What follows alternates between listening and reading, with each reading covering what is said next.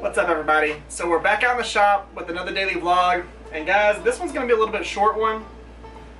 Okay, I typically say that, and for some crazy reason they tend to turn into long ones after that, but really this one should be pretty short because I'm just talking about handle scales on this one.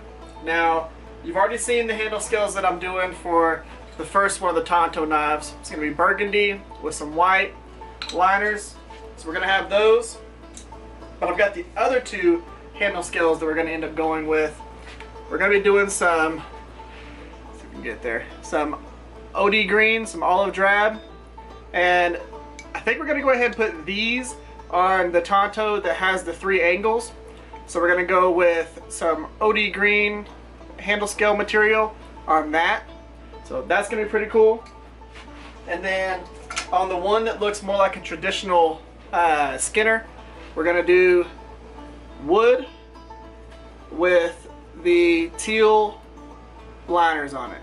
So I know some people, this isn't their favorite color combo, but me, I like it, and I'm going to make what I like because I think that that's the whole point behind me being the knife maker, is I make what I like.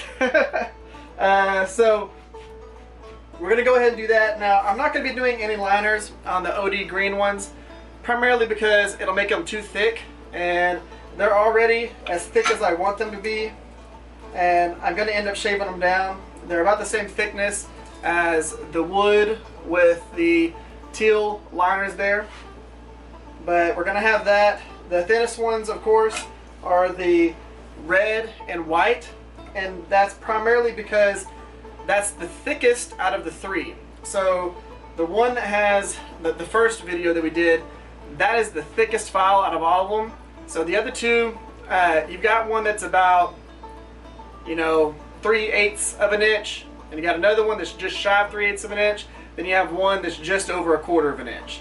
So, there's not a huge difference between them, but it is noticeable. So the one that is 3/8, we're going to go with the thinnest scales. The one that's just shy of that, we're going to go with the OD green scales. And the one that's technically the thinnest of the thickest, so thinnest of the thick, yeah, so the thinnest of the thick knives, that doesn't make any sense, but it does in my head, so we're going to go with it.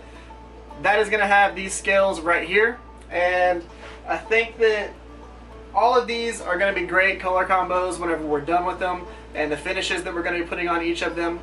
So I think this is going to be where I want it to be. So we've already, of course, pressed the red and white together, so we move those aside. Again, we are not going to be doing any liners on the OD green because I don't want there to be a transition there, and I don't want to make them too thick. But we are going to need to go ahead and attach these together, so we are going to go ahead and do that in this video. I'm going to use my my trusty plank of wood with its wax paper on it. And again, I'm going to keep thanking the person who suggested this, although I don't remember the person's name. Random person that suggested this, thank you. This is very helpful. So we're going to go ahead, we're going to get these pressed on here. Now, I've already taken the time to make sure everything was even. I've sanded them all, so without making y'all watch the sanding spots. Of course, I showed y'all some of the flattening of the wood itself, but I'm not going to make y'all sit through all of that. So we're going to go ahead, we're going to get them put on here and get them pressed together. But first things first, we need to go ahead and start with the epoxy. And as always, I'm just using the 5-minute epoxy from Shady. We're not going to use a lot. I tend to say that we're not going to use a lot, and then I'm like, alright, cool, here's a gallon of it. But we are actually not going to use a lot this go around. See if I can get this one off here.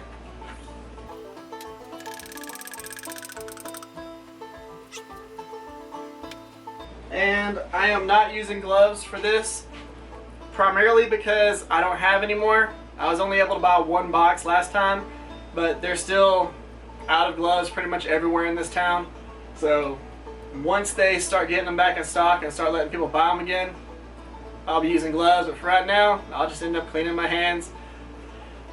We'll make it happen. But let's go ahead and get this mixed, put it on. I'm going to time lapse some of this, so I'm going to stop talking so it doesn't sound like a chipmunk whenever we're going through all of this. So let's jump into it.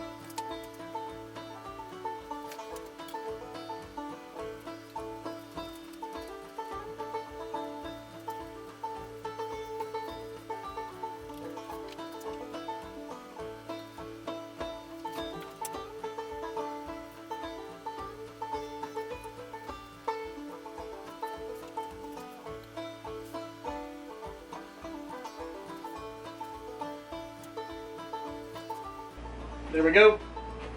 So we got these pressed. We're gonna go ahead and wait till tomorrow to take them off of here and see how they turn out. So I will see y'all tomorrow. Well, let's go ahead and wrap up today's daily vlog and let's do a little recap. So I'm gonna go through the different knives and again why I picked certain things. So for the first one that we did, that Tonto right there, we are going with those burgundy and white scales that are thinner because the overall thickness of this is already pretty stout, and I want to make sure that we don't go too crazy on the handle material and end up with just a huge bulky handle on such a small knife. So we're doing that one, and I like this material and color on this particular style of knife. I think it's going to look really good. Now for the second one that we did, that Tonto with the 3 bevels right there, doing the Olive-Drab handle scales, I think is going to look really good.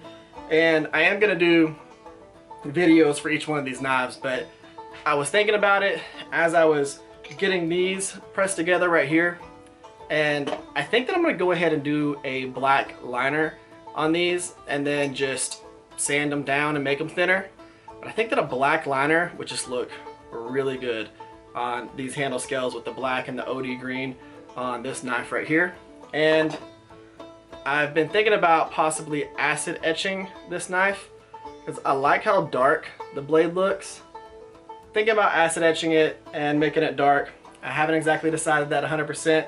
Whenever we start the video, we'll talk about that. For this one right here, the more kind of Skinner style, the third one that we did, we are of course going to be using the handle scales that we did in the video today, those right there. Now when it comes to these handle scales, the material that I got for this, like this wood, that actually came off of a wheelbarrow handle that I got a long time ago. Whenever I first started making knives, I was trying to figure out, you know, unconventional things to make handle material out of and trying to find hardwoods without going straight to buying handle scale material. And what I had found was, like I said, this wheelbarrow handle right here. This stuff is super sturdy. I don't know exactly what wood it is. I just know that it smells awesome. It smells like pepper. So you could, if y'all know, you know what woods are by their smells, you can just tell me what that is. It would be awesome. It's very, very, very hard wood. My scroll saw doesn't even barely touch it. I have to use the porter bandsaw with a metal cutting blade to really cut through it and make it make sense without burning up blades. But that is what this material is made out of, and I'm excited about working with that on these handle scales with this knife. I think it's going to look really good in the long run. But that's what we have going on right now. Tomorrow's video, I haven't exactly decided which knife I'm going to be working on. I'll figure that out whenever I actually start working on it this evening. So we'll see how it goes. Guys, that's pretty much the end of this one. You know, it's just fun kind of going through these knives and just picking and choosing what I want to mess with, and I'm excited about these. I think they're going to be really cool whenever they're all done, but that's what we got.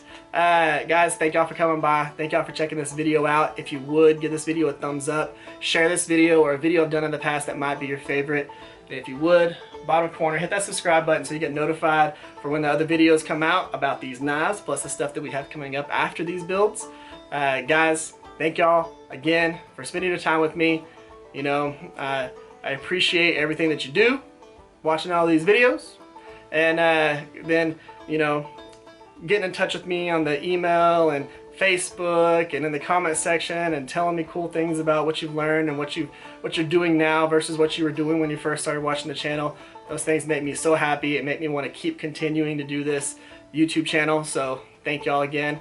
Guys, y'all stay safe out there. Y'all have an amazing day. I'll catch y'all next time.